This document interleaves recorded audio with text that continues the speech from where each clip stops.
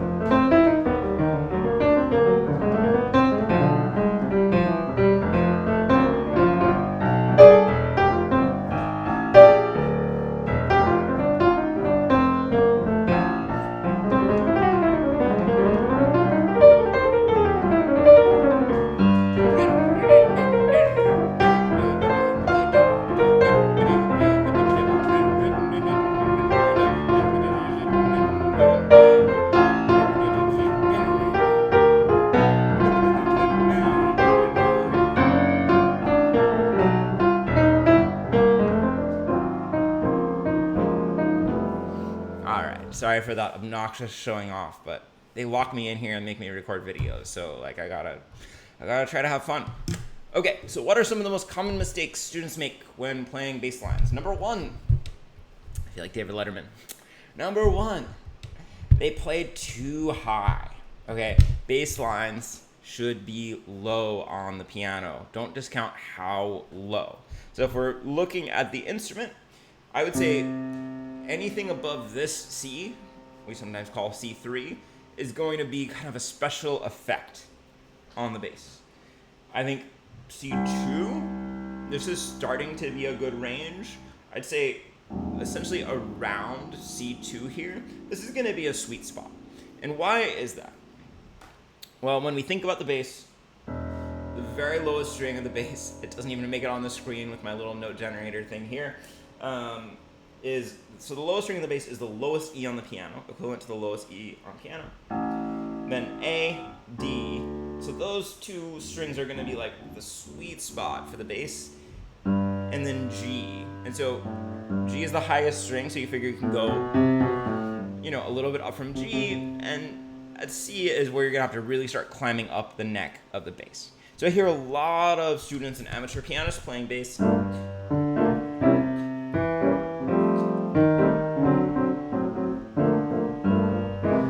Just too high, okay? Frequently, if I'm reading a chart, like a small group chart or a big band chart, and I'm doubling the bass with my left hand, I will automatically take it down an octave so that I'm in the same register as the bass. Usually, if you see bass notated in that middle range, take it down. If you're imitating a bass, it should be down in that low range. Second thing is breaking the legato, okay?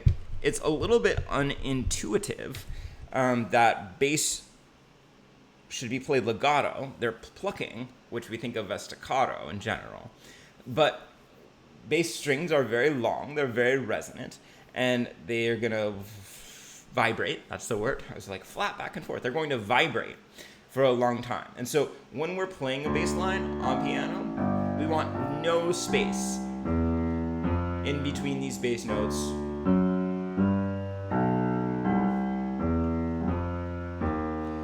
Even regardless of whether you're playing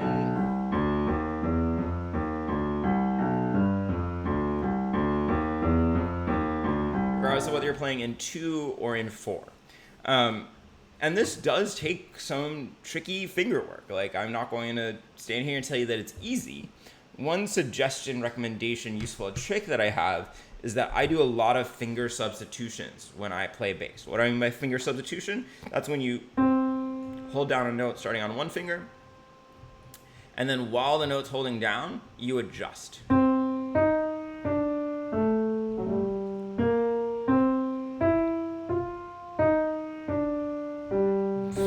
I'm trying to get too fancy here.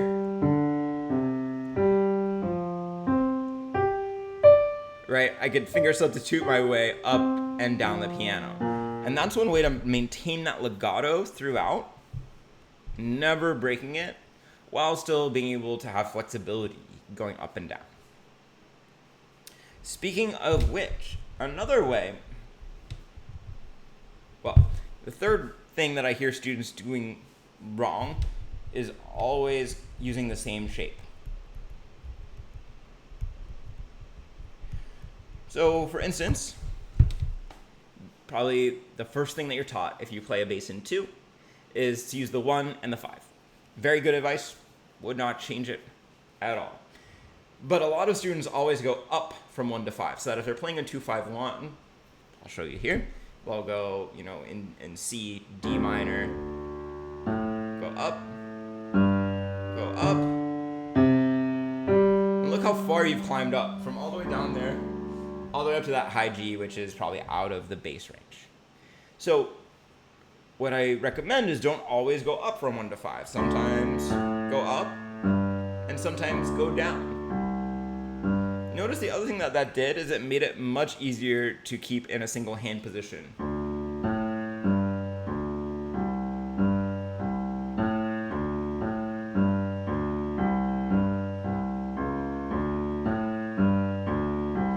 Same thing, I teach my students, for instance, the walk-up pattern for a 2-5-1.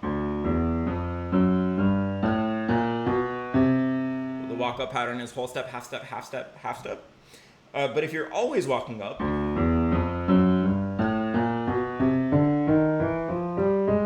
then you're going to really be in trouble because you're just going to keep going up the piano. So I teach them the walk-up pattern paired with the walk-down pattern.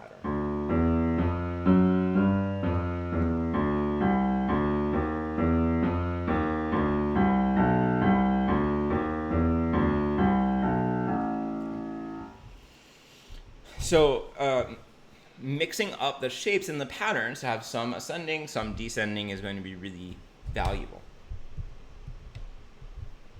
A fourth thing that they do is they do too much walking bass. Okay, we love walking bass in jazz, right? Walking bass means playing bass lines in quarter notes.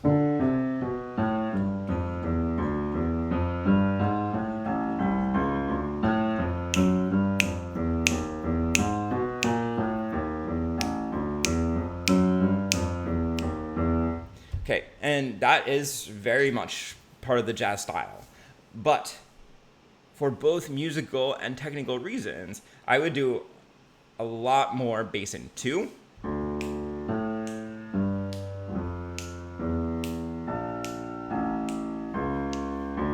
And even bass in 1. My favorite jazz recording with a pianist playing bass is Oscar Peterson playing Perdido, and he mainly plays bass in 1.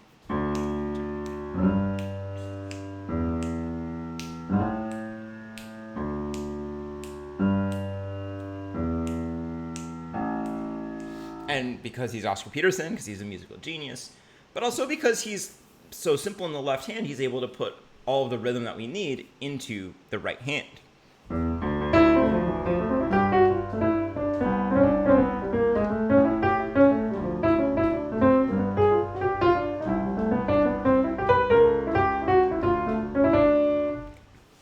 So I'm not saying that you should always play bass in 1. That's probably not going to sound good, but give yourself a lot of other things to do other than playing walking bass, because that's the most intensive thing. It's the most difficult.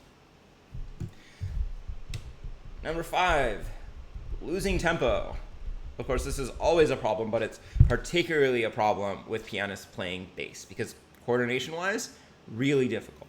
So what can you do to improve your coordination? And let's focus here on walking bass because that is the hardest thing coordination-wise.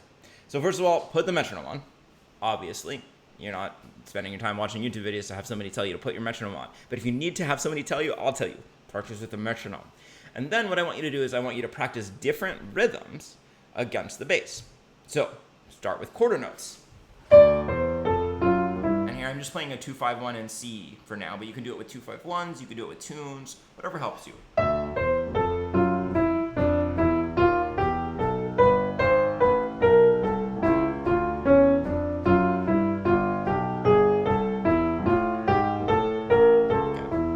Not too difficult, probably. And then try eighth notes.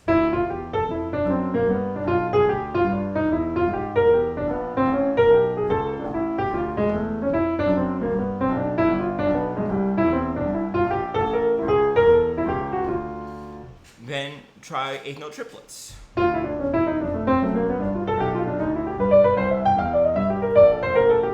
If you're up for it.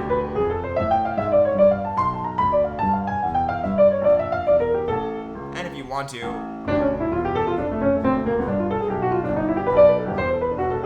But more importantly, actually, I want you to practice offbeat quarter notes.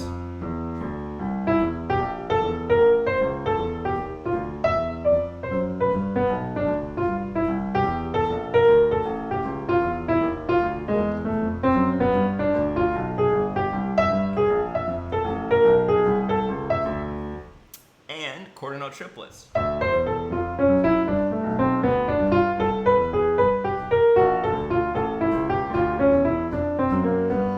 And here's the important part. You want to start switching between them because a lot of people can do these rhythms in isolation, but they feel them a little bit differently depending on whether they're playing quarter note triplets, quarter notes, offbeat quarter notes. So make yourself a little circuit where you go in between 4 or 5 different rhythms. Quarter notes, eighth notes, offbeat quarter notes,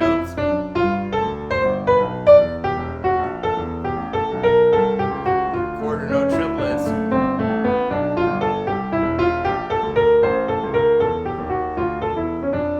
eighth notes. And test yourself against the metronome to make sure that you can keep tempo. Okay, and then lastly, we're not quite David Letterman, we're only getting to 6 points here. Lastly, is leaving your bass lines really bland and not adding any syncopation, rhythm, or style. Good bass players have as much personality in their bass lines as good pianists or trumpet players or vocalists. And there's a particular thing that happens here, which is that oftentimes if there's no drummer and you're playing bass, the bass is also taking the place of the drums a little bit, right? Because now you're not doing any syncopation in your left hand. So the bass has the opportunity, I'm not going to say should, because you don't have to, but the bass has the opportunity to take over some of that rhythmic drive. So there's a few things to do. First of all, there's debate over whether the bass should accent 2 and 4. The great bass players don't accent 2 and 4 when they're playing with the drummer, because the 2 and 4 is meant to suggest the hi-hat in the drums. But when there is no drums, I think there is a legitimate case to be made that a little bit of a extra weight on 2 and 4 is appropriate. Going to be totally up to each player. All right, I'm not going. It's not that.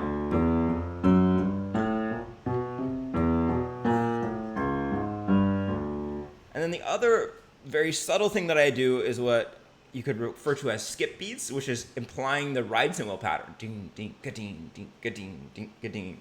And watch my pinky here. I'm going to play in the incorrect octave just so you can see it.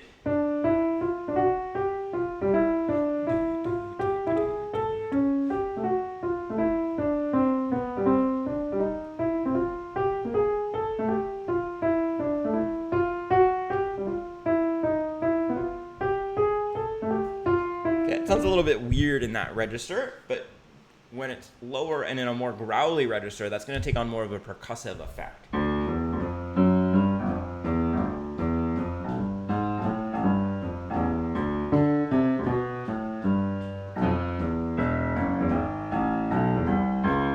getting now a little bit of that ding ding ga ding ding ga ding ding.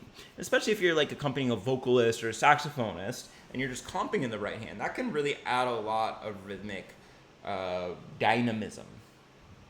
Let's go with that word, dynamism.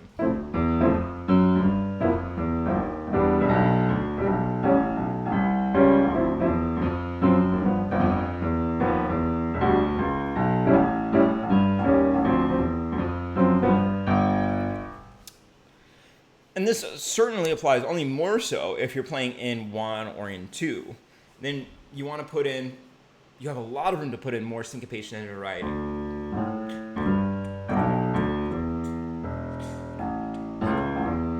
And you really just have to listen to Ray Brown playing on, like, for example, We Get Requests, the Oscar Peterson album, to hear the amount of detail that you can put into a bass line in 2. All right, folks, we did it. We fixed your bass lines. I hope that you enjoyed this video. Since I said the word dynamism, why don't you say something about being a dynamo or dynamics or dynamite in the comments if you watched this far. Oh, by the way, I should mention, like, to be a responsible business person who like has his own publishing company, if you want to know about bass lines in 2, in Jazz Piano Fundamentals, there's a whole chapter on bass lines in 2. If you want to know about bass lines in 4, in Jazz Piano Fundamentals Book 2, there's a lot of information about bass lines in 4. So check those out, jeremysiskind.com or amazon.com. See y'all later.